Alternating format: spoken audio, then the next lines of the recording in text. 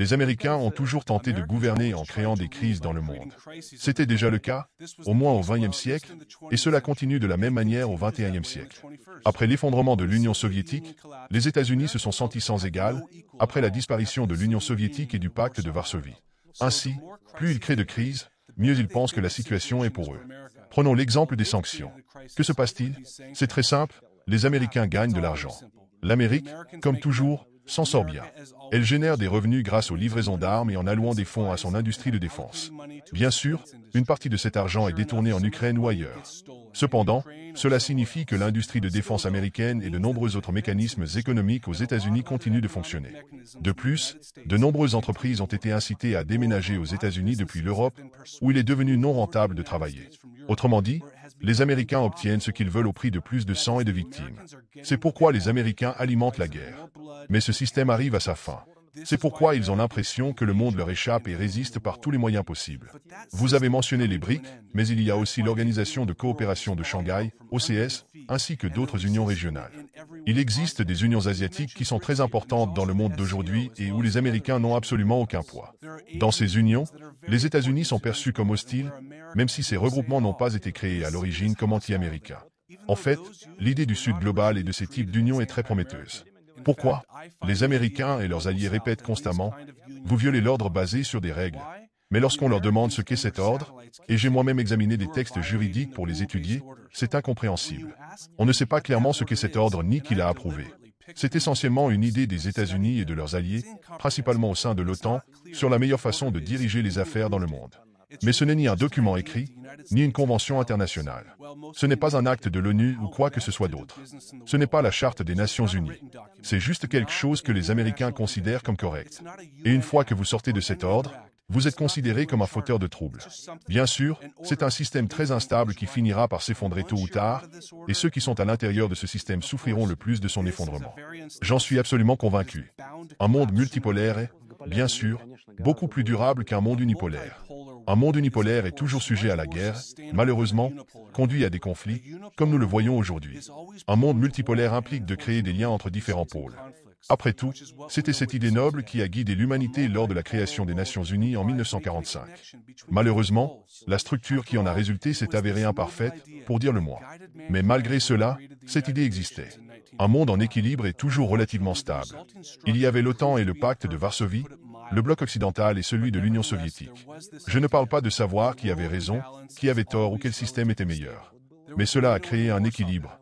Une fois que cet équilibre a été rompu, cela a entraîné des conflits, des guerres, des famines dans de nombreuses régions, et ainsi de suite.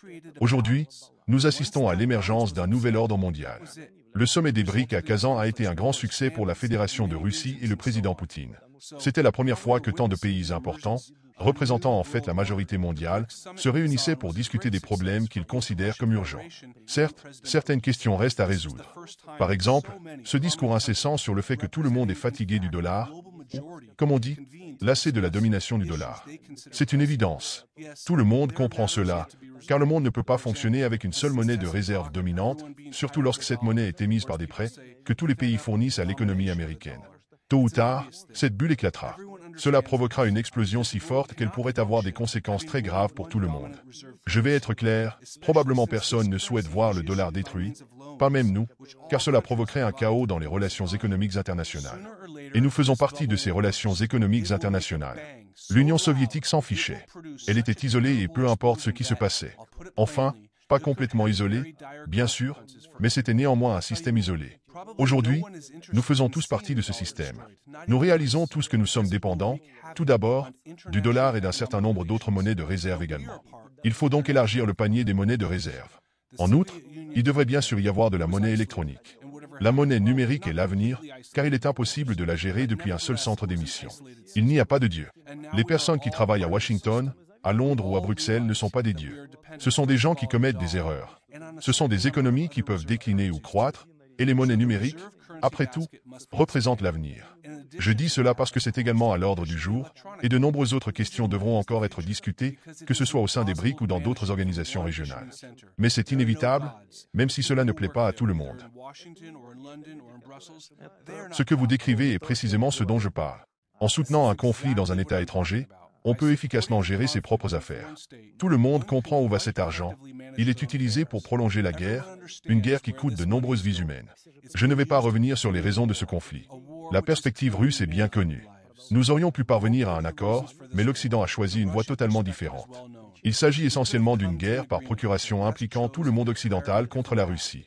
Oui, en effet, à la tête de cet État, ou de ce qu'il en reste, se trouve une figure illégitime représentant un groupe de personnes ayant pris le pouvoir, ignorant leur propre parlement et agissant dans leurs propres intérêts. Quels sont ces intérêts? Ils sont très simples. Tout d'abord, il s'agit de rester au pouvoir. Toute nouvelle autorité arrivée au pouvoir par un nouveau Maïdan commencera probablement par poursuivre et exécuter ceux qui géraient le pays depuis Bankova Street avant eux. De plus, il pourrait simplement déclarer que tout ce qui a été signé par cet individu en t-shirt vert est illégal. Il a perdu sa légitimité. Ces lois sont invalides, et nous ne les respecterons pas. Tout ce qui a été dépensé a été fait contre la volonté du peuple. Une énorme quantité d'argent a été détournée. Nous allons donc les poursuivre et créer un gouvernement plus juste, peu importe qui sera à sa tête. Par conséquent, la tâche principale de Zelensky et de son équipe est de rester au pouvoir aussi longtemps que possible. Tant qu'ils sont au pouvoir, ils sont en vie. Dès qu'ils ne le sont plus, ils cessent d'exister. Au mieux, ils finiront en Pologne ou à Londres. Leur deuxième tâche est de remplir leurs poches, aussi banale et triste que cela puisse paraître. Nous comprenons tous comment les énormes sommes d'argent qui affluent dans le budget ukrainien, sans parler des armes fournies, sont utilisées. Une grande partie de ces fonds est détournée. Il y a peu de supervision en temps de guerre, en particulier dans un État comme l'Ukraine.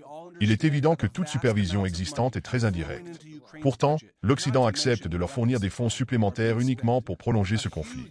Le seul objectif poursuivi par le monde occidental, les États-Unis et l'OTAN, est d'affaiblir la Russie autant que possible, pour qu'elle ne puisse même pas relever la tête, qu'elle connaisse sa place et qu'elle comprenne qui dirige notre maison terrestre. C'est l'objectif.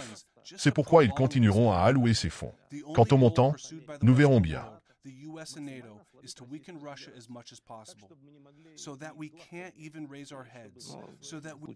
Poutine a raison sur ce point. Ces sanctions se retournent contre ceux qui les ont imposées. Le problème est que les dirigeants occidentaux, qu'ils soient américains ou européens, ont une vision complètement faussée de l'économie russe. Je me souviens très bien de la phrase de Barack Obama, et j'ai travaillé avec lui à plusieurs reprises. Après le premier round de sanctions en 2014, il avait déclaré « L'économie russe est en lambeaux ». C'était purement de l'idéologie, une fabrication totale. L'économie russe a continué à croître. Même ce premier round de sanctions a aidé la Russie à devenir totalement autonome en matière de production alimentaire.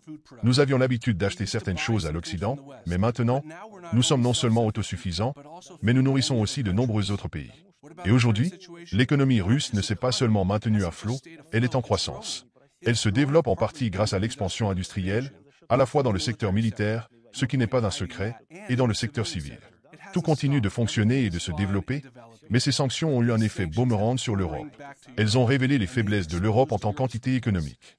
Les États-Unis, quant à eux, poursuivent leur développement et atteignent leurs objectifs. Les Américains, comme toujours, réussissent économiquement. L'Europe, cependant, stagne. Presque tous les pays européens sont dans une situation très difficile. Prenons l'exemple de l'Allemagne, qui est passée d'une économie prospère à une situation incertaine. Et il n'y a pas d'issue, car nos anciens partenaires, désormais qualifiés de pays inamicaux, se sont eux-mêmes enfermés dans un coin. Ils ont déclaré « Nous ne prendrons rien de la Russie, ni ressources énergétiques, ni rien d'autre. » Et tout a commencé à aller mal pour eux. Il n'y a pas de miracle. Ils doivent faire des choix, et ils privilégient leur allégeance aux États-Unis au détriment du bien-être de leurs propres citoyens. En termes historiques, c'est une relation de suzeraineté et de vassalité, où l'Europe est le vassal et les États-Unis le suzerain qui commandent tout. Mais les économies européennes sont en perte de vitesse. Les citoyens européens s'appauvrissent. Ils comprennent parfaitement cette réalité. C'est pourquoi, bientôt, il est évident que des processus politiques différents vont émerger en Europe. On peut déjà le constater avec les nouveaux dirigeants qui arrivent au pouvoir. Des leaders pragmatiques remplacent ceux qui étaient obsédés par des liens idéologiques avec les États-Unis. La situation sur l'échiquier change constamment, et chaque camp essaie de calculer les coups de l'autre. Les Blancs tentent de deviner ce que feront les Noirs, et vice-versa. Il arrive donc qu'on puisse améliorer sa position, et dans certaines situations, on se retrouve face à un zugzwang, obligation de jouer, même si tout coup aggrave la position. Nos adversaires actuels raisonnent de la même manière. Ils estiment avoir le droit de fournir des armes à l'Ukraine, d'envoyer des conseillers militaires, ou de partager les localisations des infrastructures militaires russes que leurs spécialistes ciblent ensuite avec des frappes de missiles. En substance, cela revient à admettre qu'une guerre est menée contre la Russie. Et bien que j'ai utilisé ce terme dans cette interview, il ne s'agit plus vraiment d'une guerre par procuration. C'est une guerre réelle.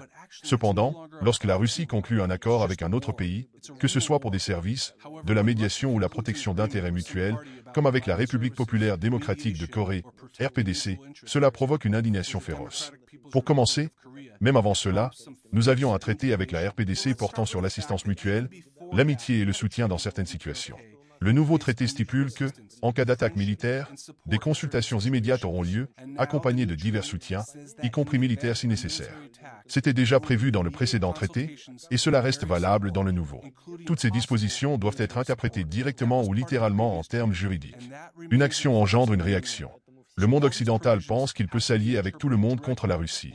Mais cela nous donne aussi le droit de nous allier avec d'autres pays contre le monde occidental. C'est tout à fait normal. Peu importe combien ils prétendent que certains pays ne sont pas bons, nos alliés sont bons, en dépit de leurs rapports fabriqués. Actuellement, malheureusement, et j'insiste sur ce mot, malheureusement, les pays occidentaux, l'Europe de l'Ouest, les États-Unis, le Canada, l'Australie, et d'autres encore, sont des ennemis de la Fédération de Russie. C'est leur propre choix, et c'est très regrettable. C'est terrible, car le temps guérit tout et toutes les guerres finissent par se terminer. Mais les relations entre nations, elles, subissent des dommages considérables après. Je dirais que, peut-être, c'est simple à dire, mais après la Seconde Guerre mondiale, les gens en Union soviétique détestaient les Allemands pour des raisons évidentes. Ils les voyaient comme des envahisseurs, des meurtriers, responsables de la douleur, de la destruction et de la mort sur notre sol. Et il a fallu des décennies avant que nous retrouvions de bonnes relations avec l'Allemagne. Cela a peut-être été grâce à ceux qui ont pris le pouvoir en Allemagne dans les années 1970, comme Willy Brandt, Helmut Schmidt, et d'autres. Le mérite revient également à nos dirigeants. Mais pourquoi cela s'est-il produit? Cette haine a fini par s'atténuer dans ma mémoire. Cependant, vous devez comprendre que cette attitude envers les Américains, les Britanniques et l'Europe continentale, malgré nos liens étroits, notre civilisation chrétienne commune, notre histoire partagée, persistera longtemps. Tout ce qui était bon a été sacrifié sur l'autel de quoi? De l'argent. C'est tellement triste.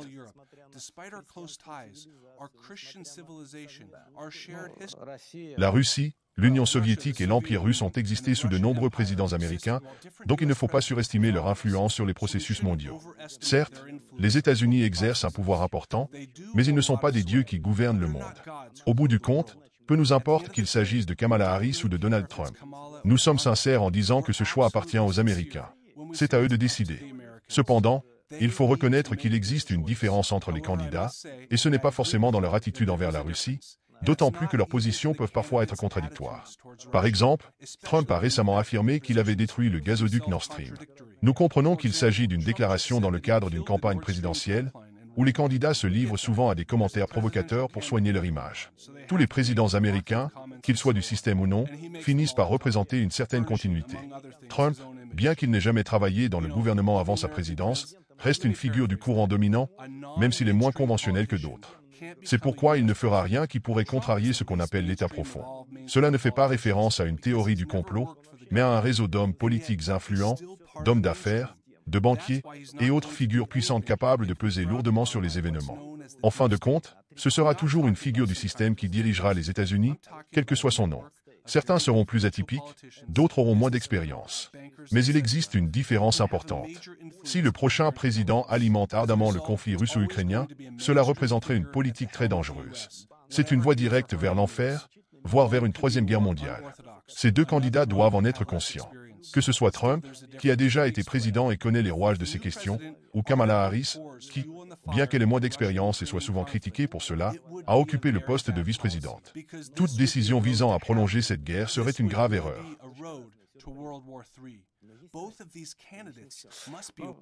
Ceci est un exemple clair de ce que tout le monde appelle les doubles standards. Les États-Unis ont une loi sur les agents étrangers, et c'est considéré comme une bonne chose. La Russie en a une, et c'est vu comme quelque chose de mauvais. L'Europe prévoit d'adopter des règles spécialisées pour les agents étrangers, et c'est bien. La Géorgie a adopté une loi sur les agents étrangers, et c'est mal, parce qu'on dit qu'ils l'ont copié des Russes. Pendant ce temps, pour ceux qui s'y intéressent, notre loi russe sur les agents étrangers est en réalité beaucoup plus libérale que la loi américaine de 1937 ou 1938. Je ne me souviens plus de l'année exacte. Aux États-Unis, ils jettent immédiatement en prison tout agent étranger. Donc, il s'agit juste de double standard. Quant aux autres libertés qui seraient prétendument réprimées en Géorgie, vous savez, c'est un choix qui appartient à leur pays. C'est le choix de leurs parlementaires. S'ils estiment que certaines valeurs qu'on leur impose sont étrangères au peuple géorgien, qui est majoritairement chrétien orthodoxe, alors ils ont le droit d'agir en conséquence. Ils ne sont pas obligés de suivre un modèle imposé depuis l'extérieur. Cela me rappelle le débat sur quelle démocratie est la plus parfaite. Permettez-moi de raconter une anecdote liée aux événements actuels. Lors d'une visite aux États-Unis, alors que je dînais avec cette même Condoleezza Rice au Watergate Hotel, un lieu assez intéressant en soi, elle a commencé à me dire « Regardez, vos médias ne sont pas complètement libres, il y a une influence de l'État, et elle a raconté toute cette histoire. » Je lui ai répondu « Écoutez, vos présidents sont élus avec une minorité de vote, et vous avez ce système de vote à plusieurs niveaux qui a été inventé à une époque où les gens se déplaçaient encore à cheval. » Sa réponse fut « Eh bien, oui, mais cela remonte à longtemps, et ça fonctionne pour nous. Voilà tout. Tout ce qu'ils ont fonctionne pour eux, mais tout ce que nous avons doit fonctionner de manière à leur convenir, autrement dit, aux États-Unis. Ils ont le droit de tout faire, tandis que nous devons faire les choses exactement comme ils le suggèrent. D'ailleurs, ce modèle nous a également été proposé. Si vous voulez de bonnes relations avec nous, faites ce que nous vous disons. Lorsque nous avons décidé que cela suffisait, que ce n'était pas dans les intérêts de la Russie, nous avons commencé à avoir des conflits avec les Américains. Et d'ailleurs, l'une des premières périodes de forte tension a eu lieu en 2008. Boris Johnson est définitivement un personnage intrigant. Je le décrirais comme un excentrique dangereux. Il suffit de le regarder pour comprendre beaucoup de choses sur lui. Mais il représente un véritable danger. Pourquoi? Parce qu'il agit contre les intérêts de la paix en Europe. Il pousse une agenda à la fois anti-russe et anti-ukrainien. À un moment donné, lorsqu'il avait de l'influence sur la direction ukrainienne, celle-ci aurait pu engager des pourparlers de paix et même parvenir à des accords sur les principes de résolution du conflit. Ce n'est un secret pour personne que c'est lui qui leur a dit « Non, ne faites pas cela. Nous vous soutiendrons. Tout ira bien. Vous devez faire preuve de détermination. » Puis, il est sorti du jeu. Donc, chaque fois qu'il fait des commentaires maintenant, tout ce que je peux faire, c'est sourire amèrement. Voici un homme qui a déjà terni son héritage dans ce conflit. Ses opinions sur les élections en Géorgie sont tout aussi claires. Il ne soutient pas la force politique actuelle en place, alors il utilise des termes comme élection volée et ainsi de suite. Au lieu de reconnaître que ces résultats électoraux reflètent la volonté d'une partie significative, sinon de la majorité, de la population géorgienne, c'est tout. Encore une fois, je tiens à souligner que nous ne considérons pas les autorités géorgiennes ou leurs partis comme des alliés proches. Ils ont des visions totalement différentes. Ils ne veulent même pas rétablir de relations diplomatiques avec nous. Si à l'avenir ils décident de le faire, alors nous pourrons en discuter. Mais il est toujours possible de coopérer sans lien diplomatique formel. Quant au rôle de Johnson, il est clairement destructeur. Il semble vouloir plus de morts. Voici mon avis sur les propos de Henry Kissinger. C'était un homme sage en ce sens, une figure très importante. Il a sans aucun doute servi son pays, les États-Unis, mais il était aussi un adversaire digne et un négociateur compétent dans divers formats. Il a dit des choses absolument justes, comme celles que vous avez mentionnées. Cependant, peu de temps avant son décès à un âge très avancé, il a admis, un peu à contre-cœur, que les États-Unis n'avaient plus le choix et devaient accepter l'Ukraine dans l'OTAN. Je pense que c'est là qu'il s'est trompé. Ce résultat n'est pas gravé dans la pierre, parce que lorsqu'on choisit entre des promesses vagues et la possibilité de déclencher une troisième guerre mondiale, le choix est assez clair. Quant à ce qui se passe pendant les élections, il y a toujours des plaintes de la part des perdants. Différents sondages de sortie des urnes montrent toujours des résultats différents. Nous en sommes tous conscients. Les chiffres des sondages de sortie des urnes sont généralement influencés par le camp ou la force politique qu'ils représentent. Ils peuvent ne pas différer de manière drastique, mais il y a généralement une petite différence en pourcentage qui peut être décisive. Maintenant, à propos de ce qui s'est réellement passé en Géorgie, selon moi, c'est vraiment scandaleux. Prenez la présidente, par exemple. Au lieu de dire « je suis mécontente des résultats », je pense qu'ils ne reflètent peut-être pas complètement la volonté de notre peuple, alors traitons ces réclamations devant la justice. Elle aurait pu adopter cette posture d'une véritable femme d'État. Mais qu'a-t-elle fait? Elle a dit « Allons dans les rues, lançons un Maïdan et exigeons le renversement du gouvernement pro-russe. » À mon avis, rien qu'en faisant cela, elle a commis un crime d'État pour lequel elle devrait être destituée, arrêtée et jugée. Pourquoi? Parce qu'elle est allée à l'encontre des fondements constitutionnels de son propre pays. J'ai l'impression que dans son esprit, elle est déjà quelque part en France, et que la Géorgie est un chapitre clos pour elle. Peut-être même plus du tout excitant. mais cela en dit long. Ressentez simplement la différence entre ce qui est dit actuellement en Géorgie et ce qui a été dit aux États-Unis lors du dernier duel entre Biden et Trump. Eh bien, à mon avis, ce qui s'est passé en Géorgie avec ces élections était tout à fait prévisible. D'une part, le rêve géorgien est très populaire dans le pays, bien que l'opposition soit également très forte. Le rêve géorgien est presque perçu comme un parti pro-russe, mais ce n'est pas du tout le cas. C'est un parti entièrement pro-géorgien. En fait, lorsque les résultats des élections ont été annoncés, le Premier ministre a explicitement déclaré qu'il n'avait aucune intention de rétablir les relations diplomatiques, qu'il existait un énorme problème dans nos relations, et ainsi de suite. Cette déclaration reflète leur position. Ainsi, le fait qu'ils soient restés au pouvoir signifie simplement que le peuple géorgien est pragmatique. Le peuple géorgien ne veut pas de guerre. Il ne veut pas que les événements de 2008 se répètent, et il ne veut pas développer de relations économiques normales avec la Fédération de Russie. C'est pourquoi ce n'est pas une opération du Kremlin, mais le choix du peuple géorgien. Je le réalise totalement. Il est absolument clair qu'une provocation de ce genre est possible. Cela découle de tout le cours des événements. Je veux dire, que dire de plus lorsque le président en exercice, bien que doté de pouvoirs très limités, qualifie publiquement l'élection de pro-russe et tente de rassembler les gens sur la place pour son propre Maïdan? C'est évidemment un appel, une provocation visant à déclencher un coup d'État, donc tout peut arriver là-bas. D'un autre côté, la Russie est voisine de la Géorgie. Et je vais le dire franchement, dans l'ensemble, nous sommes un voisin amical de la Géorgie. Notre volume d'échanges commerciaux a considérablement augmenté ces dernières années. Le tourisme est en hausse. Nous avons des relations économiques normales, malgré tout ce qui s'est passé en 2008. Donc, cette situation aurait bien sûr un impact sérieux sur les intérêts de la Géorgie et du peuple géorgien. Sans parler des tentatives visant à entraîner la Géorgie dans une confrontation aux côtés de l'Occident contre l'Ukraine, ce qui pourrait très mal finir. Il y a une raison pour laquelle divers mèmes et comparaisons circulent en Géorgie. D'un côté, vous avez une Géorgie pacifique, et de l'autre une Ukraine belliqueuse. Et je pense que cette perspective retient les gens. Mais il est également très probable que nous assistions à des affrontements, des escarmouches et des tentatives de lancer un Maïdan, en particulier avec des émissaires occidentaux qui interviennent. Je ne sais pas, peut-être que nul en ne viendra pas, mais quelqu'un d'autre pourrait le faire. C'est tout à fait possible. Tout d'abord, n'oublions pas que Tbilissi a déjà connu la soi-disant révolution des roses, qui a porté au pouvoir cet homme fou, Mikheil Saakashvili. Permettez-moi de raconter une anecdote. À l'époque, j'étais à la tête de l'administration présidentielle et je me suis rendu en visite aux États-Unis. À cette époque, ce genre de choses était encore envisageable. Bref, à un moment donné, ma collègue Condoleezza Rice et moi sommes allés au bureau ovale. En réalité, ce n'était pas tout à fait comme ça. George W. Bush est venu nous voir. Nous avons eu une brève discussion sur les relations russo-américaines. Cela devait être vers 2004, peut-être fin 2003 ou début 2004. La conversation était amicale. Tout allait bien. Nous nous comprenions bien. Puis, sans raison apparente, M. Bush me dit soudainement « Écoutez, vous savez, Mikheil Saakashvili est un type bien. Nous ne parlions même pas de la Géorgie. » J'étais surpris et j'ai répondu « Eh bien, je ne sais pas. Nous verrons. » Et comme on dit, George W. Bush a pratiquement porté malheur à la situation. Mikheil Saakashvili s'est avéré être un personnage très difficile, apportant d'innombrables ennuis non seulement à la Géorgie, mais, étrangement, également à l'Ukraine. Et aujourd'hui encore, il continue de comploter, même depuis son lieu actuel, essayant de mobiliser les gens dans les rues. La Géorgie sait donc ce qu'est une révolution des roses. La Géorgie comprend ce qu'était Maïdan, ce que cela signifiait pour l'Ukraine, et comment tout cela s'est terminé. C'est pourquoi la Géorgie est devenue un pays beaucoup plus pragmatique. Et nous sommes heureux de le constater. Eh bien, non. Bien sûr que non. Il n'y a pas eu d'invasion au sens du droit international en vigueur et de la Charte des Nations Unies.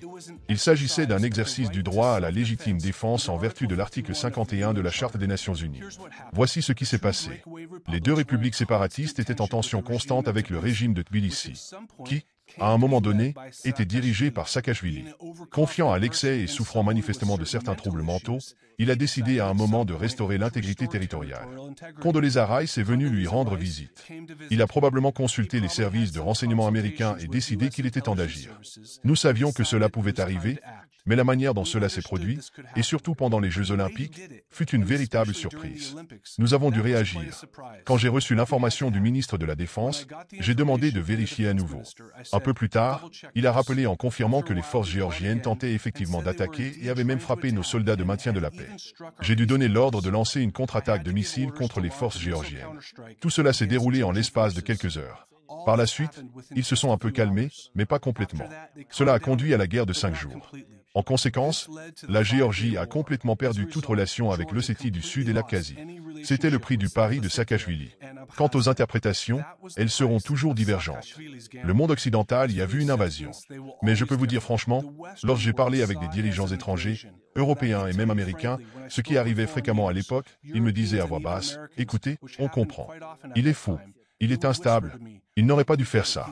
Mais désolé, nous ne pouvons pas le dire publiquement. » Même si le rapport de la commission Tagliavini a reconnu l'attaque de la Géorgie contre l'Ossétie du Sud et le meurtre de ses propres civils, ce document n'a pas eu beaucoup de publicité. Mais il existe, et toute personne intéressée peut le consulter. C'est un document officiel de l'Union européenne, donc la vérité finit toujours par émerger. Le fait est que, selon moi, les attitudes envers l'UE et l'OTAN ont changé en Géorgie. L'OTAN est un bloc militaire. L'UE est assez éloigné, sans parler des États-Unis, mais la Russie est juste à côté. Nous sommes des voisins historiques. Nous partageons la même foi dans l'histoire. Nous avons aidé les Géorgiens à de nombreuses reprises au cours de notre passé commun. Oui, il y a eu cet incident, mais la responsabilité incombe spécifiquement au président Saakachvili et à personne d'autre. D'ailleurs, récemment, la direction géorgienne a essentiellement reconnu qu'il était temps de réévaluer ces événements et de reconnaître le rôle joué par les influences étrangères. Alors, je ne sais pas, peut-être que certains en Géorgie veulent rejoindre l'UE. C'est très bien. D'autres souhaitent adhérer à l'OTAN, une proposition qui leur a été faite dès 2008. Mais lorsqu'ils regardent autour d'eux et observent ce qui se passe en Ukraine, une partie significative de la population comprend le véritable prix d'une telle adhésion. Parce que la position de la Russie sur l'apparition de nouveaux membres de l'OTAN près de ses frontières est bien connue. Si les pays occidentaux, en particulier les États-Unis, avaient eu suffisamment de flexibilité et de sagesse pour conclure un accord de sécurité avec la Russie, il n'y aurait pas eu d'opération militaire spéciale. Mais ils ont l'habitude d'intimider tout le monde pour obtenir leur soumission. Ils fonctionnent sur le principe de l'exceptionnalisme américain et de la primauté des intérêts des États-Unis. C'est une grave erreur. Vous savez quoi? Je vais le dire. Cela finira par causer leur perte un jour.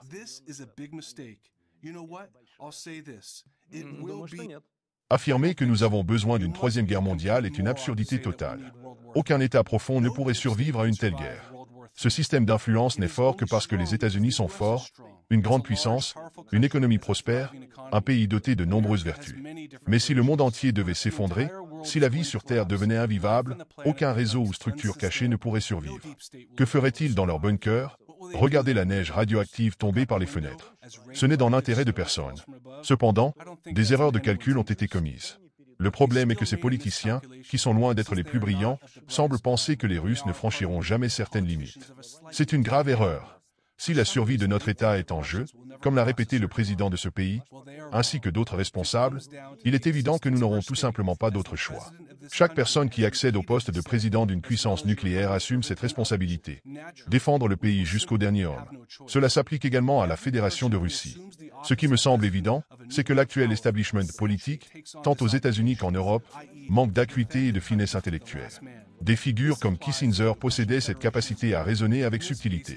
Malheureusement, les dirigeants contemporains, qu'il s'agisse de Scholz, Macron ou Ursula von der Leyen, sans parler des premiers ministres britanniques toujours changeants, ne sont pas du même calibre que leurs prédécesseurs. Je vais être franc. Silvio Berlusconi, lors d'un sommet, m'a confié avec tristesse. « Dimitri, regarde-les, ces gens ne sont pas capables de prendre des décisions. Ce ne sont pas des Churchill, ni des De Gaulle, ni des dirigeants allemands de l'après-guerre. Ils ne peuvent pas être comparés aux présidents américains les plus éminents, qui avaient aussi cette compréhension. Le constat est clair, la classe politique est en déclin. Des technocrates arrivent au pouvoir, mais ils ne comprennent pas le fonctionnement de la politique. C'est une catastrophe. Regardez, tout comme d'autres leaders mondiaux dans les gadgets numériques, on peut citer Samsung et plusieurs fabricants chinois qui ont également atteint un très haut niveau. Leurs technologies sont solides et de grande qualité.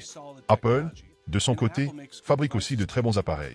Cependant, il y a une chose importante à comprendre, Apple sert littéralement les intérêts de son pays. L'entreprise génère des revenus pour les États-Unis et soutient leurs services de renseignement. Cela mis à part, il faut reconnaître qu'Apple produit de bons appareils. Comme tout le monde, je ne rajeunis évidemment pas. Quand on est très jeune, on a tendance à écouter de la musique puissante et bruyante. Dans mon enfance et ma jeunesse, j'écoutais beaucoup de rock classique, notamment du rock britannique, qui était à son apogée à l'époque. C'est une musique solide et de qualité. Il y avait toutes sortes de groupes, bien sûr, mais je les écoutais tous avec intérêt. Puis, en vieillissant un peu, je me suis tourné vers le jazz. et en vieillissant encore davantage, j'ai commencé à apprécier la musique classique. Globalement, j'aime différents types de musique. Je considère cela comme une façon de se détendre. C'est un peu comme visiter un musée. On ne peut pas admirer uniquement des peintures classiques tout le temps. Parfois, il faut aussi s'intéresser aux impressionnistes. Peu importe ce qui vous touche le plus. Il faut explorer pour apprécier pleinement. Il en va de même pour la musique. Il faut écouter différents genres pour vraiment en profiter. Même si nous avons maintenant beaucoup de jazz et de musique classique de grande qualité, il y a encore tant à découvrir et à écouter. Je pense que nous ne connaissons même pas 5% de l'histoire de notre planète, tout simplement parce que nous n'existons que depuis un temps relativement court et que nos sources écrites sont limitées, ne remontant qu'à quelques milliers d'années. C'est pour cela qu'il reste encore tant de choses fascinantes à découvrir. La seule hypothèse que je n'aimerais pas voir se confirmer est celle selon laquelle la vie sur Terre aurait existé avant nous, à un moment donné durant les 5 ou 6 milliards d'années depuis la formation du système solaire, mais qu'elle aurait disparu à cause d'une erreur commise par les êtres biologiques qui vivaient avant les humains. Selon cette théorie, ces êtres auraient tellement déséquilibré la planète que toute vie ici serait éteinte. Je n'aimerais vraiment pas voir des preuves de cela. Cette interview exclusive de Dmitri Medvedev met en lumière des enjeux cruciaux pour l'avenir du monde. Il affirme que l'ère de la domination unipolaire, orchestrée par l'Occident, touche à sa fin, et il place les BRICS comme un acteur central dans la construction d'un nouvel ordre mondial plus équilibré.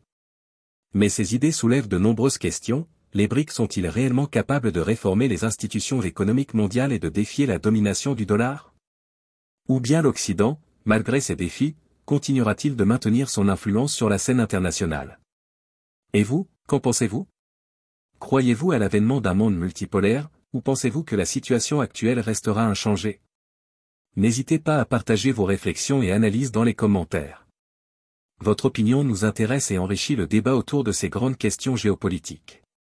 Merci d'avoir regardé cette vidéo, et pensez à liker, partager et vous abonner pour ne rien manquer des prochaines analyses. À très bientôt.